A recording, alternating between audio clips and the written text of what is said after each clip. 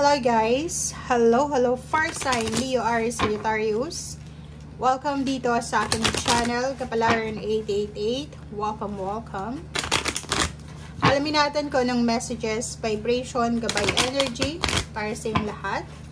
Far Sign Leo Aries Sagittarius. Alam mo yung baraha mo, hindi pa siya lumalabas. Parang may energy na dito ng clarity. Na, 'di ba? Na clarity na gustong ipahiwatig sa'yo. Okay? So, lumabas na to sa mga dati mong readings, but merong message dito na posibleng kung ano man to na rason, yung takot, yung pag-aalala dahil sa wala kang pera, ay posibleng magkaroon ng clarity. So, ibig sabihin, sobrang scarcity to eh, 'di ba? Kulang sa pera, kulang sa resources or kano pa man. Tapos biglang magliliwanag yung paligid mo, 'di ba? Parang kung ano man ito na biyaya na matatanggap mo ay posibleng dahil ito sa pinagdaanan mo, 'di ba? For example, matagal kang unemployed, matagal kang nagtrabaho pero wala ka namang savings, wala kang naiipon, mababa lang yung sweldo mo, after mo magsweldo, ubos na siya. So dito, sinasabi ng barahan na posibleng may paraan, may makukuha kang paraan or source ng solution, parang solution siya or resolution sa kung ano man tong financial problems na pinagdadaanan mo. Especially kung may mga health problems ka or yung family members mo or sinusuportahan mo, malapit sa'yo, posibleng may healing. Okay? Okay, if you're single naman, nakikita ko siya dito na willing ka na makipagrelasyon, lalo na kung babae ka, sa isang tao na financially stable. 'Di ba? Ang nakikita natin dito, isang medyo may edad na siya na Far Sign Leo Aries Sagittarius.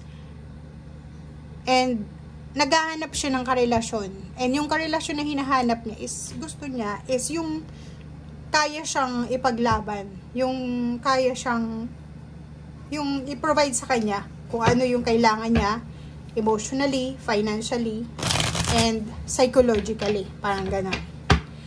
Yung iba din sa inyo dito, naghahanap ka man ng relasyon or hindi, single, may relasyon, posibleng may isang tao, lalo kung babae ka, ang magkaka-interest sa'yo. Okay? Okay.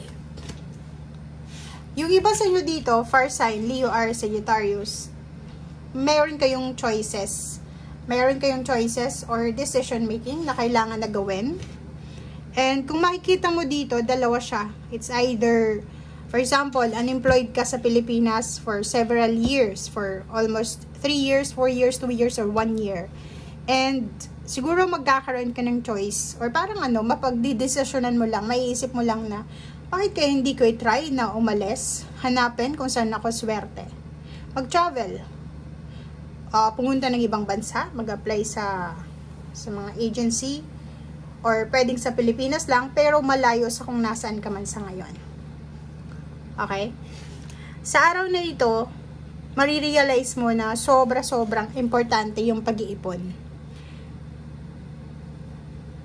Sa araw na ito, marirealize mo na kung nag-ipon ka sana, or kung pinahalagahan mo sana yung pera mo, siguro hindi ka na problema ngayon sa pera. Parang ganun. Okay.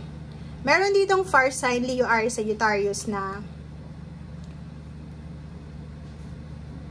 ang isa sa motivation niya is family, or motivation niyang magtrabaho or maghanap ng trabaho or maging masipag is yung magkaroon ng bahay, stable na bahay, yung parang malaking concrete na bahay, malapalasyo, parang gano'n. So, kaso lang, nakikita natin dito, nandun ka sa confused na emotion, crossroad ka eh. Hindi mo alam kung ano yung priority mo sa ngayon. Hindi mo alam kung ano yung uunahin mo, magpatayo ba ng bahay or mag-travel, parang ganon. Or hindi mo alam kung ano ba yung uunahin mo sa ngayon, relationship ba or yung maghanap ng trabaho. Hindi mo alam kung anong gagawin mo pagpapakasal ba? Or mag-i-stay ka lang na live-in sa kanya? Parang ganon yung nakikita natin. Okay. Meron dito na first sign DR, Sagittarius, na maraming mga problema sa relationship. Family, friends, relatives, acquaintance, sa mga katrabaho, dating kababata. Marami kayong problema, 'di ba? Yung parang problema na ghosting, parang ganon. And nakikita ko siya dito na nagdadalang isip ka. Like siguro marami kang kaaway or marami kang hindi kabati ngayon, nag-iisip ka, nasa confusion ka. Niisip mo, makikipagbati ba ako sa kanila? Magsisimula ba ako ng bagong relasyon sa kanila? Or mag-stay ko ng ganito? Okay. First sign Leo are Sagittarius. Today ay siguro posibleng may sapat kang pera and may balak kang magregalo, 'di ba? Pwedeng may gusto kang regaluhan na kapamilya dahil siya ay may okasyon, birthday, wedding, anniversaries, or ano pa man. So, nakikita natin dito guys na may mga first sign Leo are Sagittarius na nakaranas sila ng sobrang paghihirap sa pera. Scarcity talaga. And dahil sa scarcity na yon, dahil sa walang laman yung wallet nila, yung bulsa nila, parang yun yung nagtulak sa kanila na maging motivated na gawin kung ano yung dapat gawin, pasukin ang dapat pasukin, or kung ano man ang hanapin kung ano yung magiging result or ang tawag dito, outcome or solution sa kung ano man na pinagdadaanan nila. So, yun yung focus mo sa ngayon Ang focus mo sa ngayon is maging balance yung pera mo, makapagsimula ka ng bagong buhay, maayos yung foundation mo, yung security, maging balance. Pero, tao ka lang na makakaramdam ka ng pagod. Kasi, sino ba naman ang hindi mapapagod? Trabaho ka ng trabaho, nauuwi lang sa wala. Kahit nga yung mga unemployed, napapagod din yan Napapagod yan sa paghihintay kung kailan sila makakapaghanap ng trabaho. Plus, may depression pa kasi, di ba? Unemployed. Pero yung mga may trabaho talaga, siguro yung problema lang nila is, sakit ng katawan or sakit ng ulo sa katrabaho. Pero yung depression na ma-depress sila dahil wala silang kikitain, hindi nila yun mararamdaman. Mas sobrang stress, nagkaka-anxiety yung unemployed kasi wala silang source ng income. Okay? So yun, nakikita ko sa'yo dito na may first sign dito na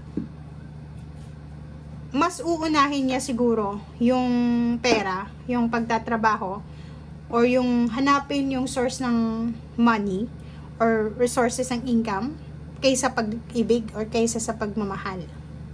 May iba sa inyo ditong pagod na pagod, sawang-sawa na kayo sa relasyon nyo. Yung iba sa inyo dyan, gusto nyo nang makapagsimula ng free, yung may liberation ka, freedom sa relationship. Kasi parang feeling mo suffocated ka, hindi ka nakakapagtrabaho ng maayos dahil sa relationship. Okay? Thank you guys and see you again. Bye!